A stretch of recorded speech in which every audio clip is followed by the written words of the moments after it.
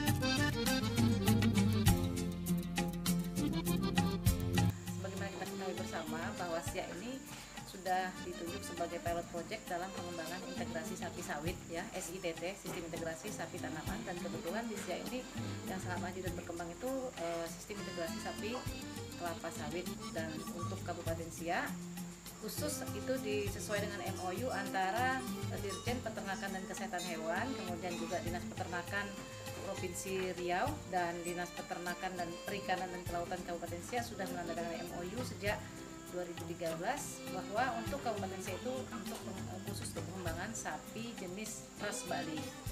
Jadi sebagaimana ibu-ibu lihat tadi bahwa dengan pengembangan integrasi sapi sawit ini kita menganut konsep perbibitan.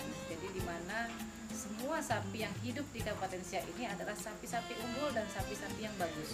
Artinya apa? Mulai dari asal usulnya, dari jenis kelamin, asal usul, ini bapak siapa, induknya mana, kawin tanggal berapa, semua sudah terekod, sudah tercatat secara baik. Jadi ciri dari perbibitan itu ditandai adanya sistem recording atau pencatatan yang baik dan adanya sistem pewarisan keturunan.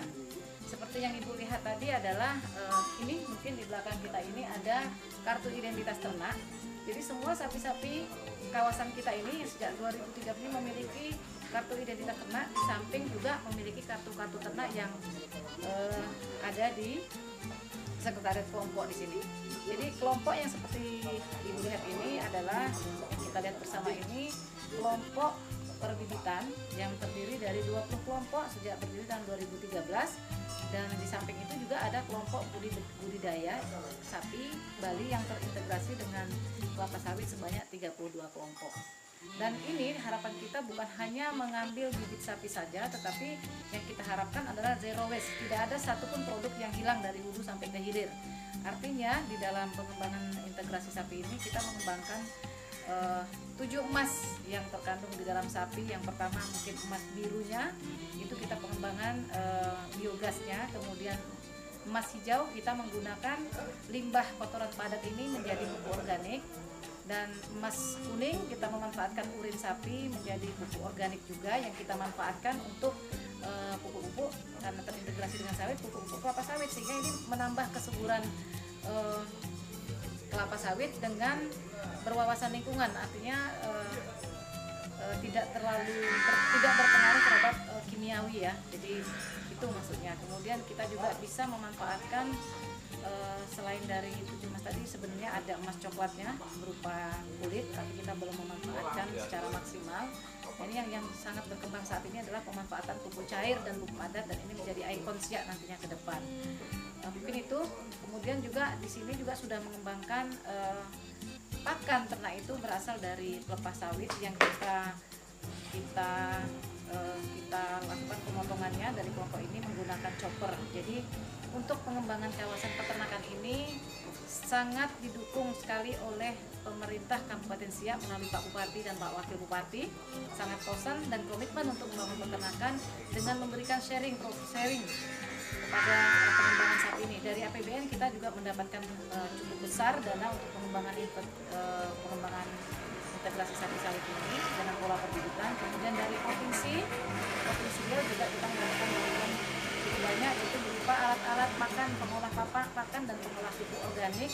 Kemudian dari Kabupaten Siak sendiri juga memberikan sharing berupa pembinaan dan juga memberikan bantuan berupa sarana prasarana lainnya yang juga digunakan nantinya untuk pengembangan peternakan yang terintegrasi dengan sawit dan berwawasan lingkungan. Dan kami juga dalam pembinaan kelompok ini setiap bulan sekali kami melakukan pengukuran terhadap tinggi sapi, kemudian lingkar dada sapi, kemudian melakukan penimbangan terhadap berat badan sapi yang digunakan, yang dimaksudkan untuk mengetahui berapa perkembangan berat badan sapi, yang nanti semua sapi yang ada di kita ini sesuai dengan standar nasional Indonesia, dan sapi-sapi yang kita pelihara ini adalah sapi yang memiliki SKLB, surat keterangan layak bibit. Jadi kami dari Badan Pelaksana Penyuluhan Ketahanan Pangan sesuai dengan fungsi kami bahwa kami harus bisa merangkul seluruh dinas yang terkait dalam rangka memenuhi kebutuhan akan daging, khusus daging, samping swasembada beras dan lain-lain.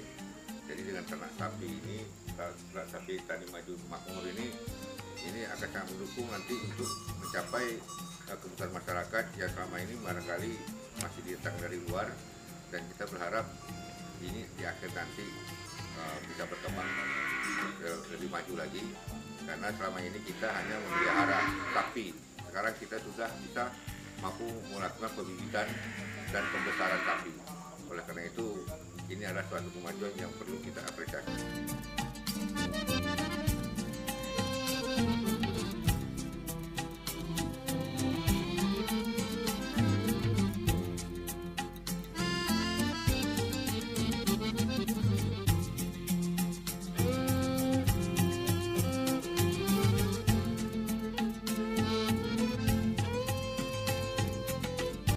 Menggunakan chopper.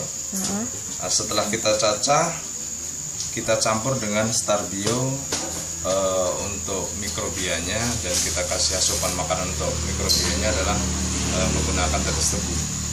Setelah itu kita peram menggunakan silo selama 18 hari.